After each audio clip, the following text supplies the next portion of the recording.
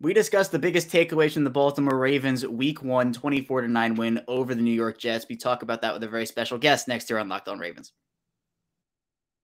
You are Locked On Ravens, your daily Baltimore Ravens podcast, part of the Locked On Podcast Network, your team every day.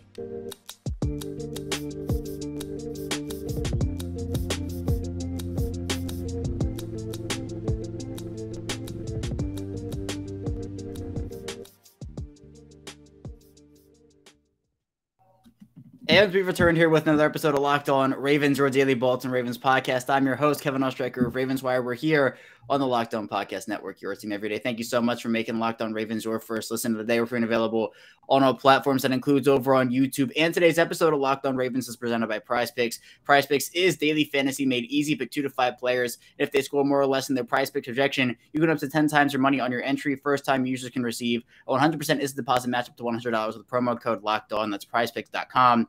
Promo code Locked On, and we are back here on a Victory Taco Tuesday as the Ravens pick up that 24-9 win over the Jets in pretty dominant fashion. We'll talk about the start they had, the finish they had. Here to do it with us today is Spencer Schultz of Baltimore Beatdown. Spencer, it's been a while since we talked about a Ravens victory. I'm excited to do it. It has been quite some time. The Ravens went on quite the losing skid to close out the 2021-2022 season, and as of now, they are undefeated. Yeah, so being able to start the year off strong, 1-0 here for Baltimore, but it didn't start off very pretty, I would say. It was a pretty sloppy opening half for the offense in particular. You saw Lamar Jackson, some low throws here and there. The run game couldn't get going, but let's start with some takeaways from Lamar Jackson and his performance. Jackson ended up finishing the game, completing 17 of 30 passes. He had 213 yards, 3 touchdowns, 1 interception. Made some really nice throws throughout the entirety of the game, including that 55-yard strike to Rashad Bateman. What'd you like out of what he did? Yeah, I like that Lamar Jackson settled in and what he did in the second and third quarter after feeling out, and it felt like the offense as a whole was kind of feeling out the Jets, feeling out a little bit of a preseason for themselves. Lamar, for the first time, doesn't play in the preseason. We don't see guys like Kevin Zeitler. We only see a little bit of Tyler Linderbaum, Morgan Moses, Mark Andrews. We see a limited amount of Rashad Bateman, all of those kinds of things. So it was nice to see them feel out the Jets ultimately, start to be able to feel the protection holding up somewhat effectively for Jackson, enough to be able to give him some nice clean pockets and eventually start pushing the ball downfield. It was really nice to see him trust Devin Duvernay to go up and make a play on a football that was tightly contested. It was only the second time Devin Duvernay has received a catchable target over 20 air yards and goes and makes a play for Jackson. We also saw Rashad Bateman putting a lot of stress on the Jets secondary vertically. Gets past corner a little bit, has a couple steps on him. Jackson unable to locate him the first time, recalibrates, goes back, and Bateman runs a split safety beater and breaks the coverage and goes and takes the top off. Then they get a little bit more methodical and go down and punch in another Duvernay touchdown, all in a pretty quick period from the second quarter on. They went touchdown, end of half, punt, touchdown, touchdown, ultimately. So that allowed them to really take control of that game, play defense, go into more dime looks, rush the passer, keep things in front of them defensively. But Lamar really kept them on pace through the second and third quarter and felt like they played relatively mistake-free football. Obviously, very, very late interception, a late turnover that didn't really impact the outcome of the game regardless or not. So on the stat sheet, you see that one. But overall, Jackson did a good job orchestrating the offense. Felt like they had some kinks to work out. We hear John Harbaugh talking about how they had they were putting in 2 play calls at once. They wanted something for zone, something for man. That was getting a little bit cumbersome, it felt like at times, and forcing the operations to take too long. So Ravens have struggled with that under Greg Roman, something that really has been a part of Greg Roman's time going all the way back to San Francisco, that does like to try and milk the clock, does try to get plays in later and use up time of possession, things of that type. So ultimately things to clean up, but a decent performance for Jackson. And then a great second and third quarter where he really won them the game. Right, and I think when you look back at the first quarter, first half, I mean, the weather, I felt like played a bit of a factor there. It definitely let up over the course of the game, but early on, the Ravens couldn't really establish anything through the air. The Jets started to stack the box. The run game wasn't effective for the entirety of the game for the most part. Spencer, they averaged 3 yards per carry on the ground. Kenyon Drake led the team in carries and yards, 11 for 31, so that's 2.8. Just where do you think it went wrong for the run game, and how do you think they fixed that moving forward? Well, I think the Ravens went under center more in the first game of this season than they have probably between the 20s or basically outside of goal-to-go situations than they really have with Lamar Jackson under center in the last couple of years. So with that, again, a lot of guys rested in the preseason. They ran some zone concepts. They started booting, doing some of those things. Those do take continuity. You end up having Juwan James make his first start as a Raven. He comes out. Pat McCary comes in. You've got Ben Powers there. Feels a little bit settled at left guard. Did get some time in the preseason. Linderbaum making his first start. And Morgan Moses' first start as a Raven as well. So not much continuity there at all. And when you're going to run a little bit more zone concepts and some of those things, those require splits that stay close from offensive linemen. They require execution in sync, able to work combo blocks, work to the second level, time things effectively. Backs able to feel out how things are going to go. I think we saw Kenyon Drake dropping his eyes very early in handoffs, not really being able to take advantage of some of his cutback lanes, things like that. Did generate, I think, one explosive run with Mike Davis, who ends up getting the ball stripped. Luckily, the Ravens are able to recover it back, but it was not a good look. Ultimately, they didn't want to run Lamar Jackson, and I think a lot of people started trying to read into that being as a result of his contract. But it really has more to do with the fact that I think they don't like to run him a lot in week one. We haven't seen him get run a ton, and designed run play calls last year in Las Vegas. We didn't see it against Cleveland the year before that. We didn't see it against Miami the year before that when the Ravens went 59-10. They want him to do it from the pocket. He wants to do it from the pocket in week one. They want him to feel good and get some kinks out in the pass game. They know he can run. You can always go back and rely on that. And they did a couple times. On a 3rd and 2, they go run a quarterback bash, convert a first down. Had a couple nice scrambles, things like that. So, Kenyon Drake, Mike Davis, their first regular season action. Justice Hill gets involved a little bit. A lot of new guys up front.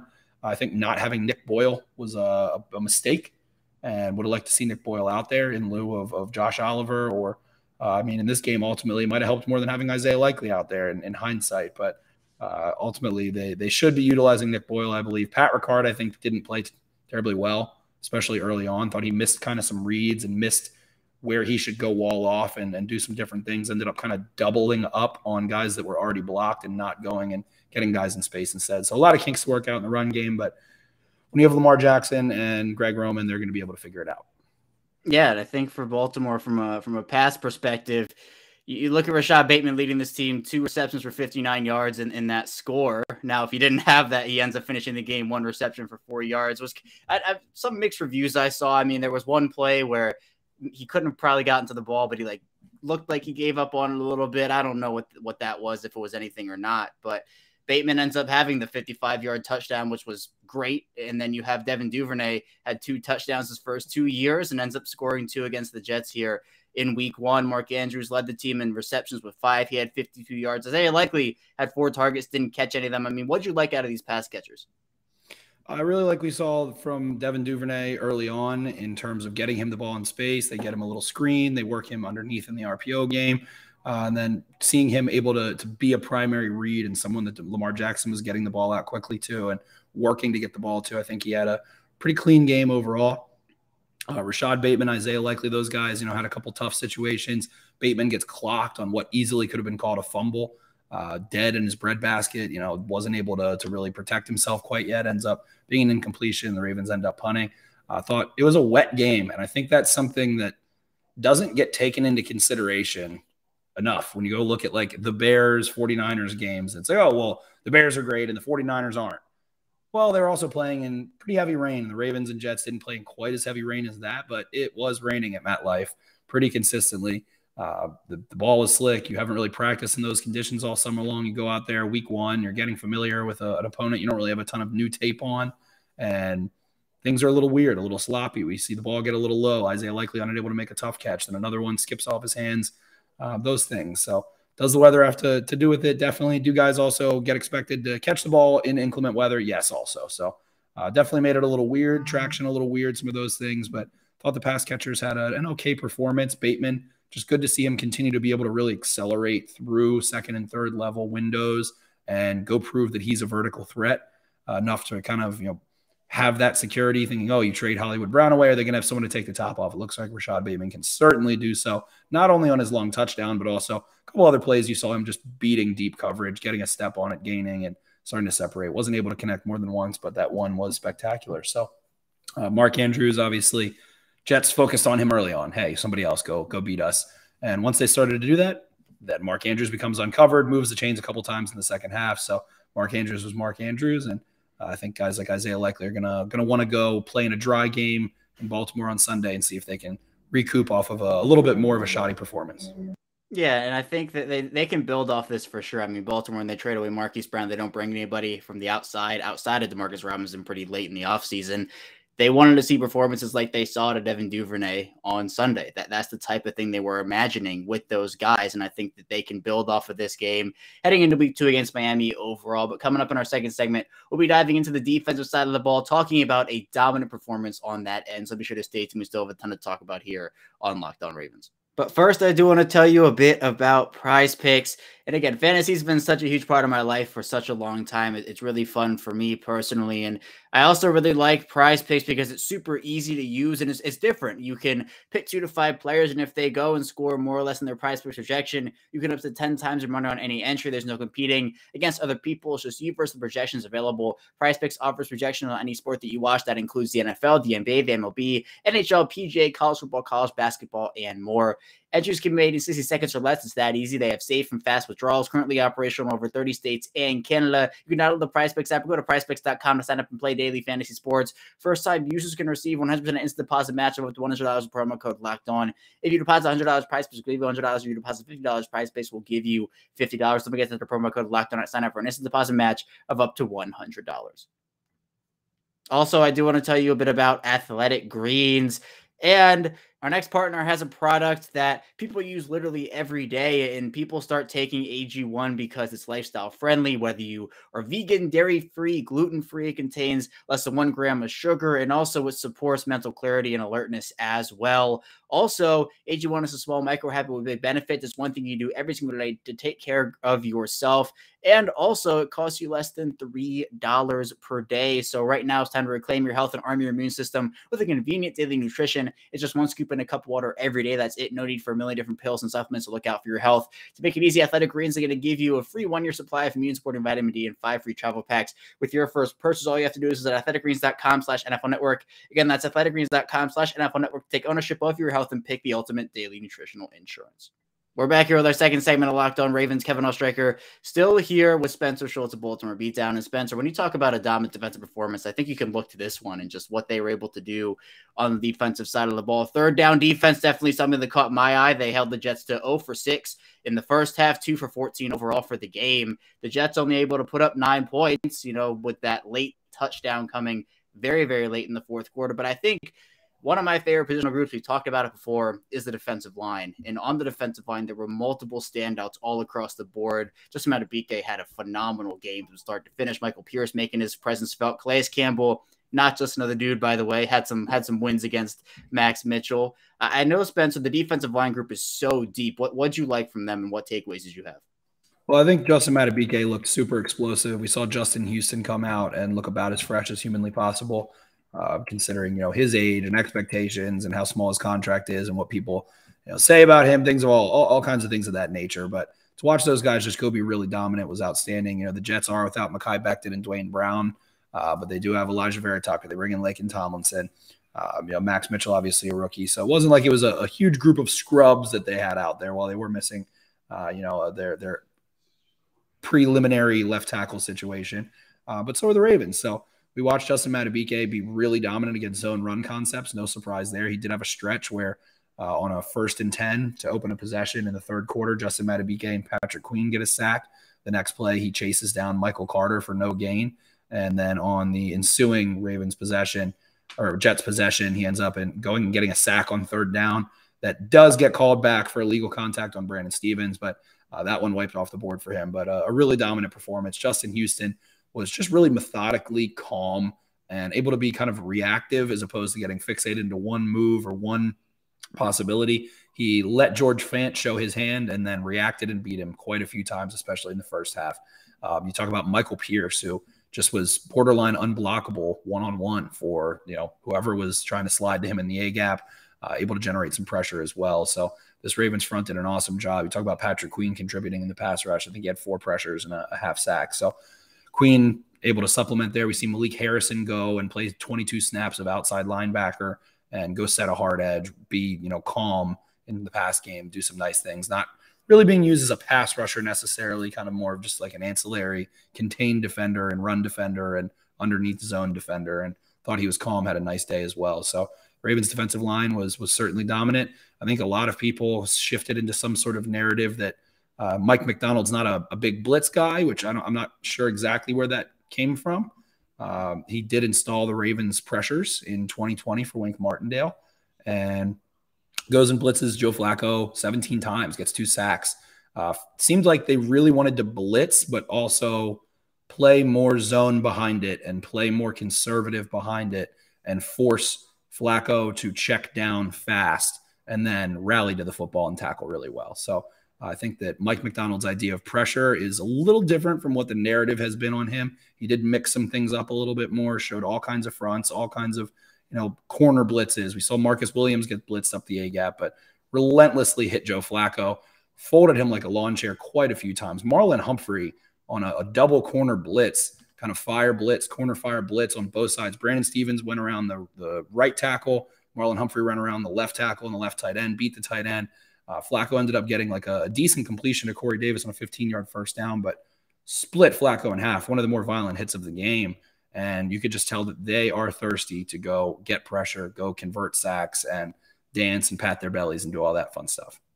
Yeah, and I think one of the better things that we saw was the fact that Baltimore was able to generate pressure with just rushing 4. They didn't have to blitz on every single play to get the pressure, which, and I know that the narrative surrounding Mike Mcdonald might be because with Don Martindale out of Baltimore, you might say, oh, well, Mike Mcdonald's coming. He's going to change everything, and everything's just going to be, completely vanilla. But Mike Mcdonald is such a creative football mind, just like Don Martindale is. And he was brought up in the Ravens system. I think people might forget that sometimes when he went to Michigan, became his own play caller, but, worked with Don Martindale, worked with all these guys. And I think that the blitzing, we're still going to see all those guys up at the line and them either sending the house or dropping everybody but 3 or 4. So I'm excited to see what he can bring. But you mentioned Patrick Queen, Spencer, played 100% of snaps all over the field, just looked confident, was flying to the football. You mentioned his impact from a pass rushing perspective. I mean, what takeaways did you have there, and how much of that do you attribute to maybe Mike Mcdonald being back with the Ravens?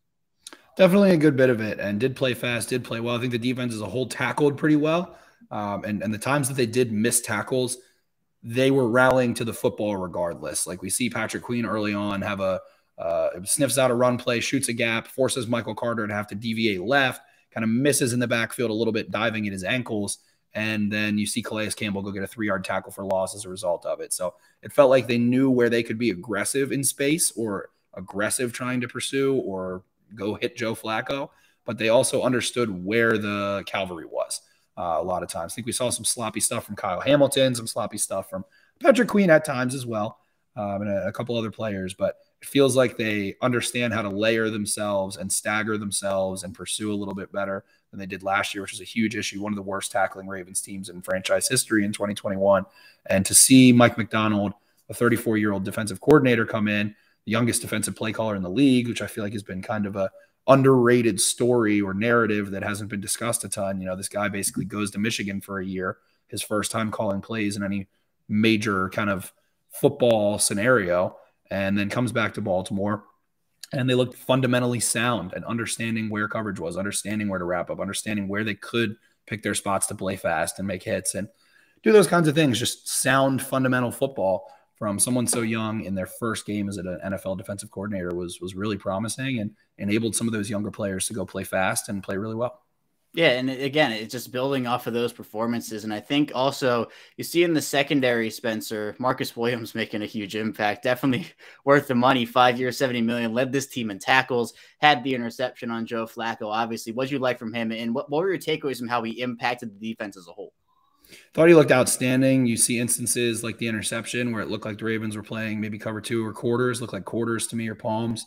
And you see him basically ID that he has no threat that can go by him. So instead of continuing to drop back in his shell and be a little more conservative, he did start to break as soon as he got an inside move from the receiver that fell down.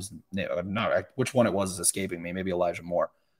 Whoever fell down, and he broke on that ball early and before it was thrown. And despite the fact that the receiver fell down, he was still there. We also saw him be a really good tackler, go finish plays, get guys on the ground. It felt like in the second and third quarter, he was ending like 2 out of every 3 or 4 plays.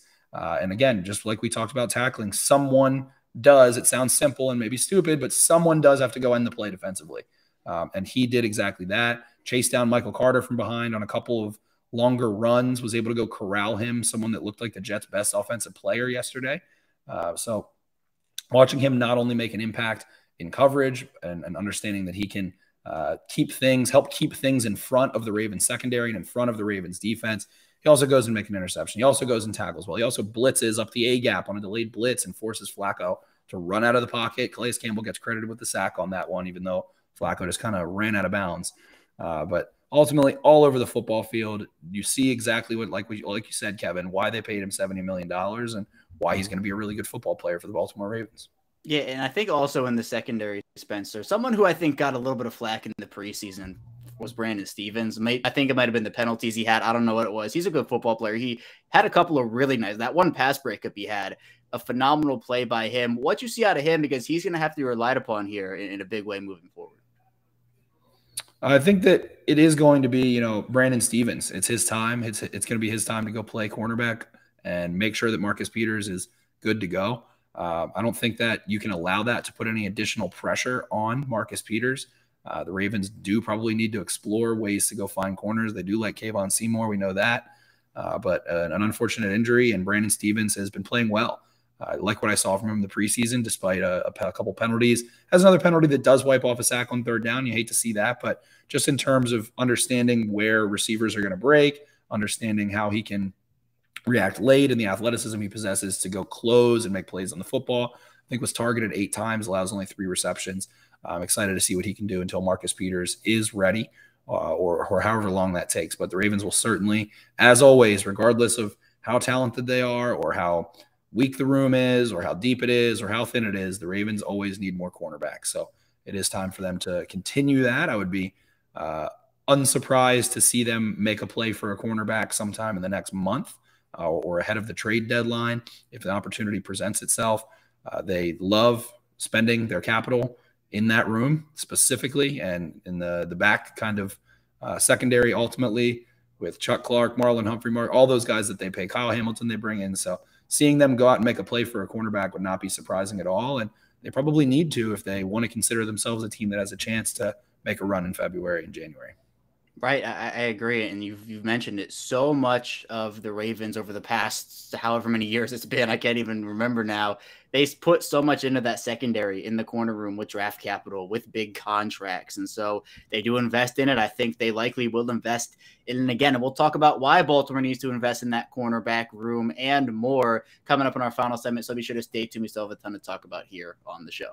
But first, I do want to tell you a bit about BetOnline. And BetOnline.net is your number one source for all your pro and college football betting needs and sports info this season. You can find all the latest football league developments, game matchups, news, and podcasts, including this year's opening week games. BetOnline is also your continued source for all your sports wagering information, including live betting, esports, and scores. It's the fastest and easiest way to check in on all your favorite sports and events, including MLB, MMA, boxing, and golf. As the website today, you're smart to learn more about the action happening today. BetOnline, where the game starts. We're back, rounding out this Tuesday edition of Locked On Ravens here. Kevin Oestreicher still here with Spencer Schultz. And Spencer, we talked about Brandon Stephens in that cornerback room in the second segment. The reason why Baltimore might have to go look for another corner is the fact that Kyle Fuller was announced yesterday by John Harbaugh, did tear his ACL. He's done for the season. Super unfortunate injury. I mean, Kyle Fuller's someone who was looking to prove something this year, I feel like. And it's unfortunate because he was going to be relied on in a big way. But now Baltimore, again, and I've said it so many times here, they start the year at 50 million corners. They end the year with 2. It's unfortunately that trend. Hopefully it stops here, and Kyle Fuller is the only thing they have to deal with. But we could see them go out and potentially go after a veteran guy. I know Joe Hayden's name has been brought up. Maybe they bring back a guy in Jimmy Smith. Maybe something crazy like that happens. There are a couple other really solid corners out there. So if you had a preference here, if you would rather have them go with what they have, so you mentioned Kayvon Seymour, they have Daryl Worley there as well, or go out there and maybe sign a veteran like Joe Hayden, Jimmy Smith, etc. Which way would you go? I would definitely always just bring one in now because you're probably going to need another one later. I don't think this will be the last injury, unfortunately, that the Ravens suffer in that room. There's guys like Jalen Armour-Davis, who's a rookie. Who knows what you get out of him, especially early on, but don't want to overwhelm him and Brandon Stephens. They've got, Ardarius Washington, who can play a little corner, some other things, but might as well get started now and get those guys in and acclimated because you're just going to need them later anyway if history's ever proven itself. And is there anyone in particular that you think catches your eye early on here? I mean, hey, why not go get Joe Hayden, someone who's played at a decently high level? I'm not sure what his interest level is, but sounds pretty good on paper. Yeah, I feel like that is probably one of the better cases you can have, especially now. Teams are going to be looking for corners throughout the year. I mean, this is a chance for Baltimore to maybe get ahead of that because teams are going to suffer injuries at the position. They're going to want to bring in veterans. So if the Ravens can get a potential high-level player, it would make sense for them to do so. But Spencer, the other injury from the day on Sunday was Juwan James tearing his Achilles. Again, a super tough blow for him, someone who, again, looking to prove himself after having injuries be a really, really big part of his career. So now the Ravens are going with Patrick McCary until Ronnie Stanley comes back. But then you have other guys who can potentially fill in, David Sharp. But there is something with the offensive tackle market where it's just hard to get guys at this stage. You know, everybody is either scooped up on teams right now. Trade capital-wise, you got to give up a lot to even get a backup tackle at this stage. So do you feel like this is a position where Baltimore just kind of has to ride it out with what they have? Definitely. You're going to want Daniel Faalele to be working there. You're going to want Sharp brought up. I actually like Sharp a lot. I'm also a big fan of Pat McCary there. Who knows how long Ronnie Stanley's going to take? My best guess would be that they want to go trot him out and trial by fire, and it feels like he's really trying to work himself into feeling like he's ready to go as soon as he takes the field. So my guess is we see Stanley in week 3, and we see McCary in week 2.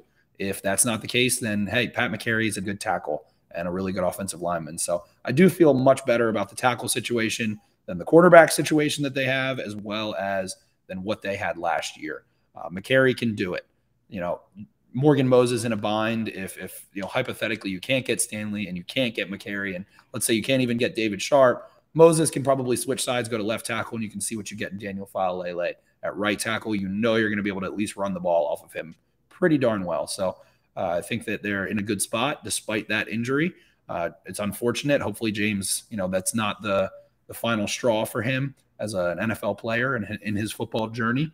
Very unfortunate injury, but ultimately they do need to continue to just work there and understand how they're going to be able to protect Lamar Jackson. We saw him play well from a clean pocket. He usually plays really well from a clean pocket always. So whatever those moves are, I think we do see Stanley week 3, week 4, but it feels like they prepared themselves for exactly this situation. And James was a little bit more of a lottery ticket. They gave him a $2.5 million contract, someone that hasn't played a lot of football due to injuries in the last couple of years. So it's hard to think that they were really counting on him to be much more than someone to hold the place until Ronnie Stanley can get back. And really, I don't understand why they didn't go with Patrick McCary in the beginning. But hey, that's where they've ended up at, and they do have McCary signed and locked up, and a guy that can go play some beyond serviceable left tackle for you in the long run or in the short run. Yeah, and James was a good player. I mean, Denver gave him that contract coming over from Miami for a reason. You know, just injuries. That Denver tenure was so marred by injuries, missed time, and then obviously the torn Achilles that he suffered away from the facility. So yeah, again, hopefully the best for James. But I think McCary is definitely an option that you can feel comfortable in before Stanley comes back. I'm right with you in that week 3 to week 4 timeline for him to come back. We'll see what ends up happening. But Spencer, with everything that you took away from week 1 against the Jets, what are some of the biggest areas you would like to see them improve heading in here to week 2? Well, I think that they just haven't been tested enough yet. We didn't see Flacco push the ball downfield much, especially in the first half, and especially when the game was within grasp for the Jets. I'm curious, especially with the Dolphins coming to town, who have Tyreek Hill and Jalen Waddle that can absolutely take the top off. Both of them also playing really well, a big win, and a team that feels really confident in themselves, that also gave the Ravens a ton of trouble last year and beat them, and kind of was the beginning of the end of the Ravens season when they went to Miami last year on a Thursday. So just want to see this team get tested more. The run game, obviously, I do have confidence in, but yet again, when you're counting on James and then McCary's in, and then if something like that happens again, then it's just going to continue to get shuffled. So still a lot of question marks. Can the guys who are supposed to be able to hold the line for J.K. Dobbins, Gus Edwards, and Marcus Peters and Ronnie Stanley get it done? Those are going to be major keys. And then you want to see some of these younger players. Tyler Linderbaum, I thought, had a lot more ups than people realize, but definitely had some downs. Rashad Bateman could have had a better day. Odafe Owe could have had a better day. Kyle Hamilton definitely could have had a better day. So for those guys, they're going to get to come back to Baltimore and play in their first or, their second season, first home game as, a full-time starter or someone who's debuting as a rookie at home. a different environment for them, hopefully a nice dry game. And they're going to have to go prove that they can beat what I think is going to be a really good team. I have the Dolphins making the playoffs this year. And I think that while Tua is limited in some ways, he is a playmaker regardless, especially when he has guys like Tyreek Hill and Jalen Waddle to get the football too. So a curious, competitive team coming to town. I think that a lot of these younger players still have a lot to prove. And I think one of the biggest statements is saying, hey, you're coming off of a really strong performance from your defensive line and your pass rush. Go do that again. Can you repeat it? Can you be consistent with it? Is that something you can hang your hat on? Can the pass rush win you 2, 3, 4, 5 games in effect because they are relentless? Or was that a flash in the pan against the immobile Joe Flacco and the Jets who are without Mekhi Becton and Dwayne Brown? So the Dolphins have some struggles of their own. I know that they're really unhappy with their right tackle situation. Teron Armstead's still getting settled. So it's going to be interesting to see how the Ravens take advantage of that and if they can go be fundamentally sound tackling against those guys.